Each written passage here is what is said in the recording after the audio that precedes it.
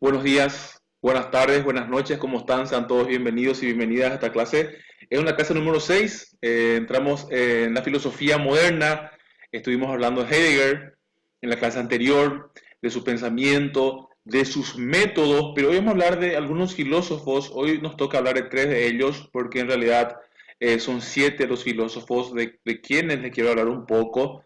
Que son más o menos los padres de la filosofía moderna, entre ellos, claro, el padre principal es Descartes. Entre otras cosas, estos filósofos modernos se caracterizan por algo. Esto quiero que lo entiendan bien, lo comprendan. Son empiristas en su totalidad, en su mayoría al menos, no en su totalidad. Son empiristas. ¿Qué significa el empirismo? Vamos a hablar un poquito del empirismo. Eh, ¿Y qué significa el empirismo? Es una doctrina psicológica y epistemológica que frente al racionalismo afirma que cualquier tipo de conocimiento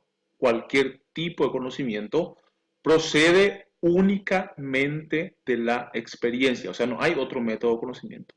Solamente a través de la experiencia, ya sea experiencia interna, reflexión, o externa, sensación, y que esta es su única base. El empirismo parte de la base de que solamente es posible conocer con absoluta certeza la realidad mediante la observación sistemática. Aquí un punto muy importante de la ciencia y de lo que plantearon grandes filósofos como Descartes, que él hablaba de un método, y ese método era la observación utilizando, claro, nuestros sentidos, eh, nuestra vista, nuestro oído, nuestra sensación, nuestro tacto y por sobre todo nuestra razón a través de esa reflexión para intentar llegar a una verdad filosófica. Descartes lo llaman también los pensadores a su filosofía el racionalismo. Vamos a hablar un poquito de esto. René Descartes nació el 31 de marzo del año 1596 en Francia. También lo llamaban Renatus Cartesius, o de ahí sale el método cartesiano. Fue un filósofo, fue matemático y físico francés, considerado como el padre de la filosofía moderna, así como uno de los protagonistas con luz propia en el umbral de la revolución científica. Aquí fue una de las primeras grandes revoluciones de la ciencia, por eso lo llaman sus ideas. Las ideas serán los modelos de lo que debe ajustarse a una realidad, o bien serán la misma realidad, claro, si se absorbe y se obtienen los conocimientos a través de la experiencia. De esta manera, el pensamiento será la condición del ser y del cogito, tal como lo analizaremos. Será el principio, punto de partida del que se deducirá todo lo real. Aquí habla de 3 ideas, que las ideas de él provienen de la experiencia del hombre y se encuentran en la mente desde su nacimiento. A eso le llaman innata. Descartes hablaba que nosotros ya nacemos con esas ideas, que el ser humano, inclusive la idea de Dios, es un pensamiento de cartesiano, y después nosotros lo vamos reconociendo y lo vamos recordando a través de las experiencias de los pensamientos. Sin embargo, otros filósofos que vamos a hablar después, como Kant, habla que nosotros no traemos nada al nacer, y que también es empirista, porque todos estos filósofos, la mayoría de ellos hablan de que los conocimientos los adquirimos a través de nuestros sentidos, a través de la reflexión, del razonamiento, de la observación, y que no traemos nada al nacer y que lo vamos adquiriendo a medida desde la concepción misma, lo vamos adquiriendo esos conocimientos. Su forma de pensar, su forma de llegar a las ideas. Él habla del método inductivo, de dividir en varias partes, en varias partículas las ideas, para tratar de llegar a una idea general, a una verdad universal. Lo llaman, para concluir la idea de Descartes, el método cartesiano, lo llaman la duda metódica. Bueno, hablamos de cierto tipo de reglas que por eso hablan de una revolución científica. Sí o sí uno tenía que pasar cualquier tipo de verdad o de pensamiento a través de estas reglas, por eso se llaman reglas. Primero, evidencia, hay que analizar esas evidencias, partirlo en 1000 partes, en 1000 pedazos. Hay que hacer una síntesis de ella para luego llegar a una comprobación. Pasamos al siguiente filósofo. Como ya le dije, hoy vamos a hablar de tres filósofos, de los principales filósofos de la edad moderna.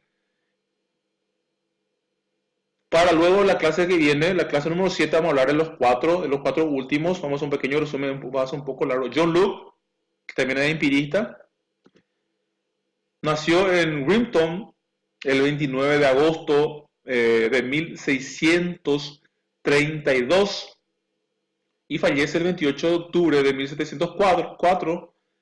Es un filósofo inglés, médico, considerado como uno de los más influyentes pensadores del empirismo inglés y conocido como el padre del liberalismo clásico. Acá habla del liberalismo, habla de sus ideas políticas. Ustedes saben que todos tenemos ideas, que todo está regido por ideas, inclusive la política, la economía, la ciencia, la educación, etcétera, etcétera. Y él tiene mucha influencia, tuvo mucha influencia sobre el tema político. Hasta hoy nosotros estamos en un sistema que se llama sistema capitalismo dentro del liberalismo, que es fruto del pensamiento de estos grandes pensadores, de estos grandes iluministas, lo llamaban en la época hasta hoy. El pensamiento filosófico es empirista, como ya lo dijimos al inicio del video. El empirismo es llegar al conocimiento a través de los sentidos, a través de la observación, de la reflexión, y parte de la crítica al innatismo y al racionalismo de Descartes. Todo su pensamiento está dedicado al esfuerzo por adherirse a la experiencia concreta. El empirismo afirma que la conciencia humana se halla encerrada en los confines de la experiencia y que más allá de ello no hay más problemas insolubles o arbitrarias fantasías. O sea, rechaza todo lo imaginario. Ellos son muy realistas. O sea, el empirismo es solamente lo que uno puede ver, observar, analizar. Esa fue una parte de la ciencia. En ese entonces lo llamaban una revolución, pero hoy la ciencia, claro, podemos hablar también de esto, porque ya estamos en la edad contemporánea, avanzó mucho más de eso, ¿no? Afirmación de la libertad individual en lo político, defensa de la tolerancia religiosa, pues al considerar al hombre libre, quiere garantizarle en el interior el ejercicio de sus efectivas facultades, en su meta la función social del hombre y las tareas concretas que esperan de este en la vida. ¿En qué momento, en qué circunstancia nacieron estos pensadores? Ellos nacieron en una época de mucha represión, de la monarquía.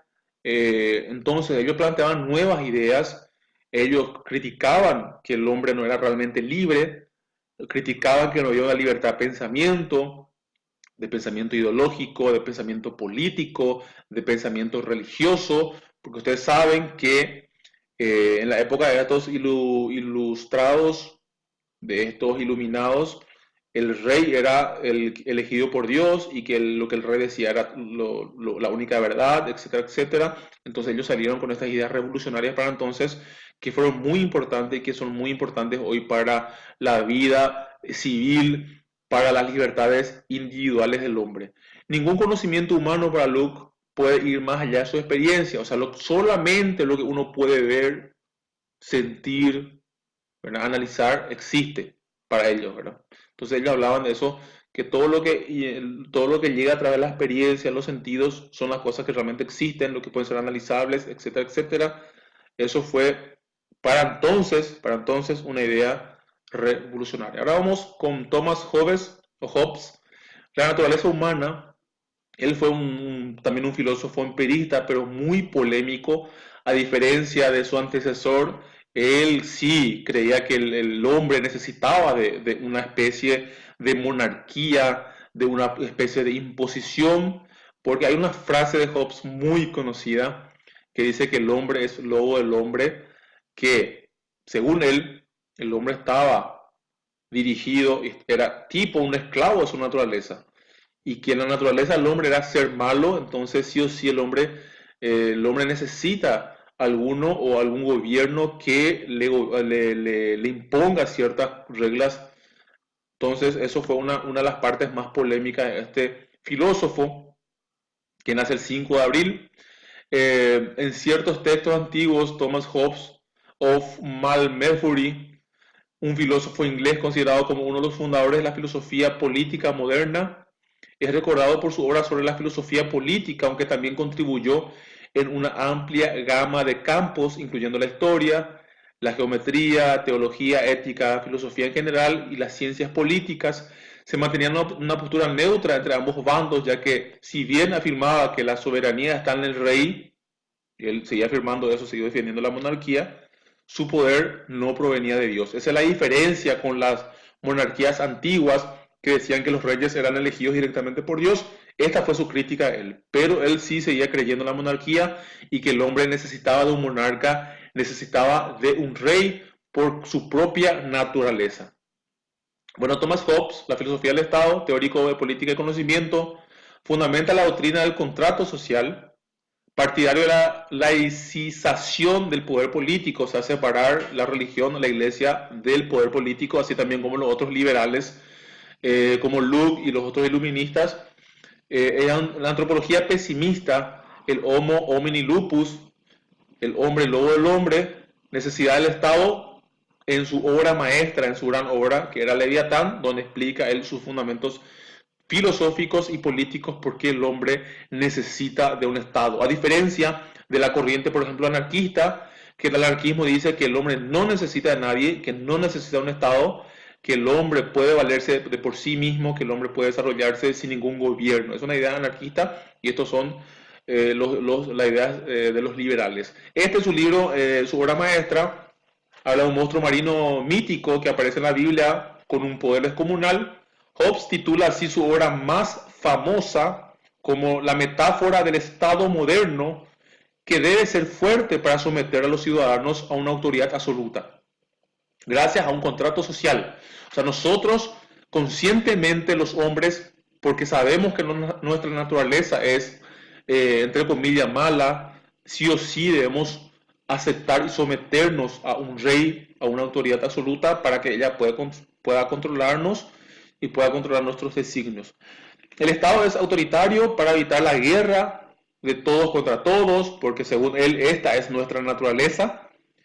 Si bien debe respetar todo lo que haga sin producir daño, no haga nada al otro que no quisiera que le hicieran a usted. Es algo también que muy parecido a lo que está en la Biblia.